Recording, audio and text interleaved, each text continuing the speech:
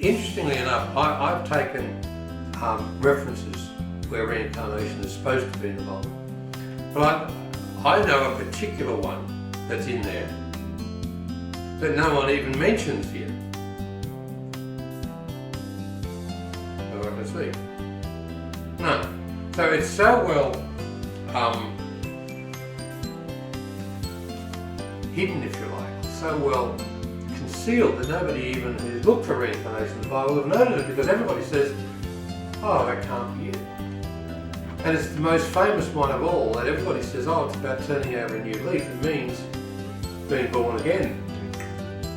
And it is John chapter 3 verses 3 to 13, where Jesus is supposedly talking to the Pharisees, and he says to the Pharisee, be not amazed when I say to you, you must be born again.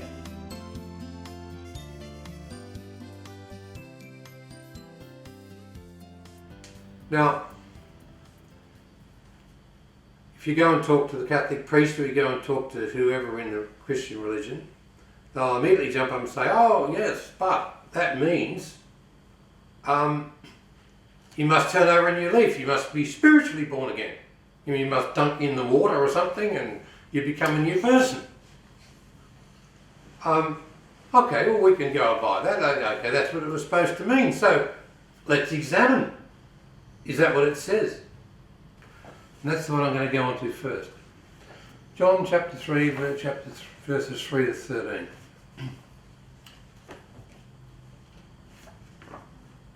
Peter, have you told us the background of this Bible?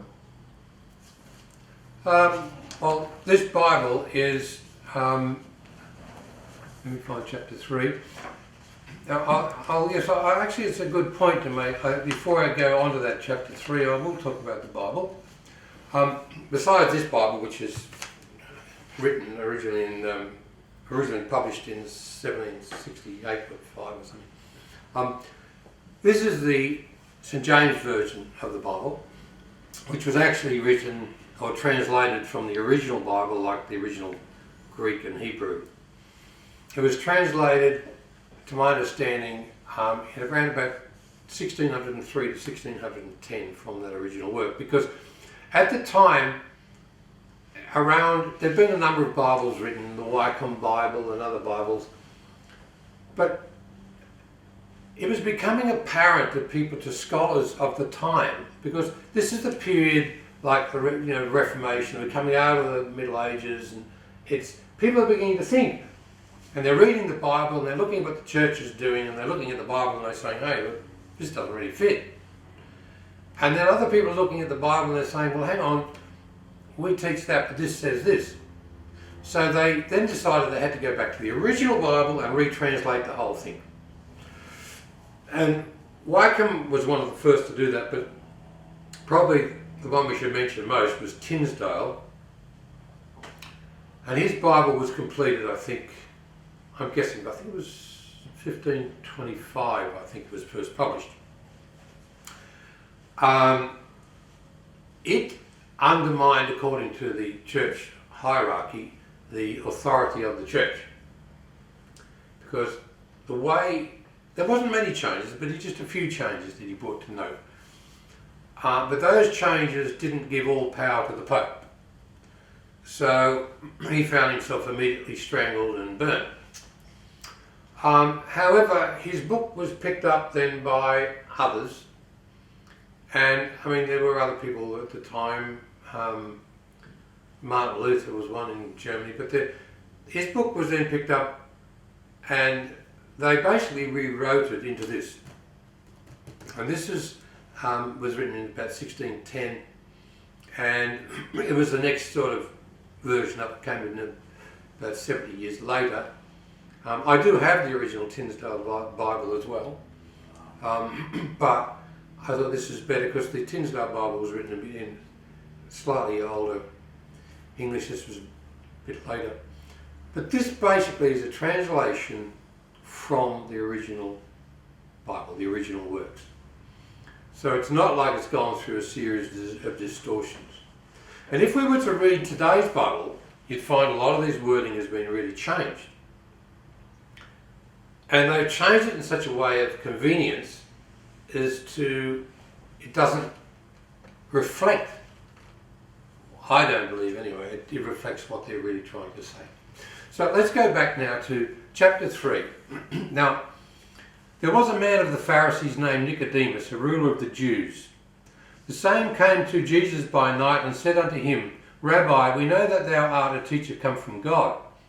For no man can do these miracles that thou dost, except God be with him.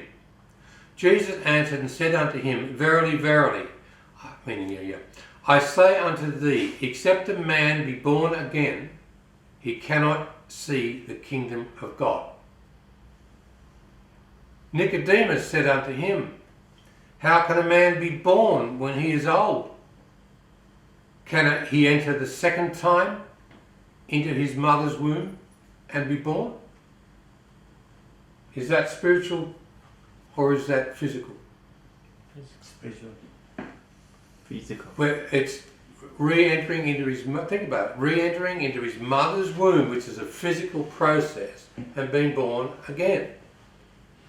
It's a physical process. Can a man be born when he is old? Can he enter the second time into his mother's womb? It means not, obviously he's not his mother, he's probably dead, but it goes through the process of birth again. Jesus answers, Yes, yes. Verily, verily. I say unto thee, except a man be born of water and of the Spirit, he cannot enter into the kingdom of God. Now, water is a physical thing. It's a component of most of the body. Water, all of the fluids of the body. If you cut yourself, you bleed. So water is physical. The Spirit is spirit. So he's actually making a confirmation of the verse before it. How can a man be born when he is old? Can he enter the second time into his mother's womb and be born? Jesus answers, Verily, verily, I say unto thee, except a man be born of water and of the Spirit, he cannot enter into the kingdom of God. So, again we're saying, okay, this is physical and spiritual. Is there still a possibility we're misinterpreting? So Jesus then comes along for a third time to clarify what he says. That which is born of the flesh is flesh. That which is born of the Spirit is spirit. So we've clarified, we're talking about the flesh and the spirit in the same breath as we're talking about being born again. That is not a spiritual rebirth, that is a physical rebirth. Marvel not that I say unto thee, ye must be born again.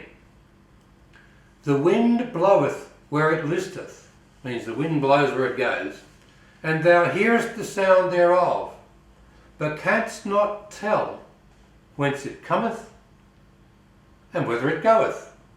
So in other words, the wind blows where it blows, but you can't tell from where it's coming and going.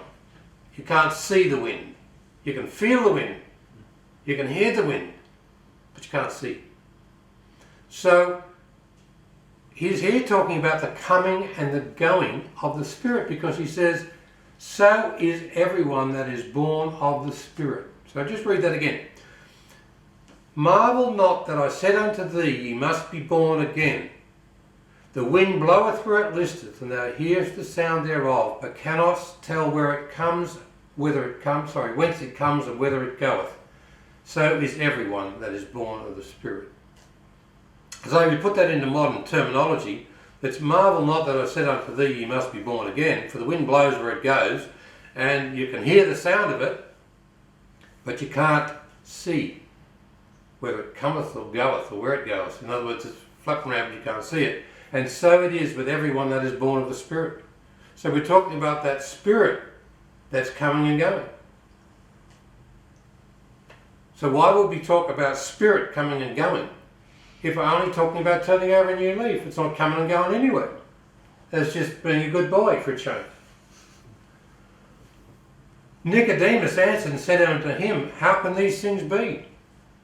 Now, Nicodemus is a man of the church, so he's not going to turn around and say, well, this is a bit strange that you've got to turn over a new leaf and be a good boy, because that would be a fundamental part of his religion. But reincarnation is not a fundamental part of his religion. So that's why he's saying, how can these things be, in my opinion? Jesus answered and said unto him, Art thou a master of Israel, and knowest not these things? Verily, verily, I say unto thee, we speak that we do know, and testify that we have seen, and ye receive not our witness. If I have told you earthly things, so this is an earthly thing, not a spiritual thing. If I have told you earthly things, and ye believe not, that's a physical thing, and ye believe not, how shall ye believe if I tell you of heavenly things? And no man hath ascended up to heaven, but he that came down from heaven, even the Son of Man which is in heaven. And as Moses lifted up the serpent in the wilderness, even so must the Son of Man be lifted up. So, if we then go back to reincarnation and fundamentally what we were talking about, that life is about growth, that life is about learning, life is becoming better, life is going higher in the spiritual realms. We are talking a form of being lifted up, lifted higher. A serpent is the lowest thing on earth. So as a man, as this lowest thing on earth gets lifted up to something higher, as Moses lifts up the serpent in the wilderness, that's what it means, even so must the Son of Man be lifted up. So, while there's other things in there as well that, sort of go, the whole point of the matter is that there's an element in there that can be very easily understood and translated as reincarnation.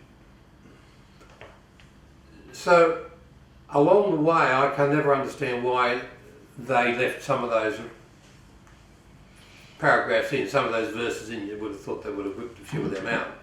Because it makes it a lot easier to convince someone it's about spiritual growth if we're not talking about the coming and going of the spirit according to the wind.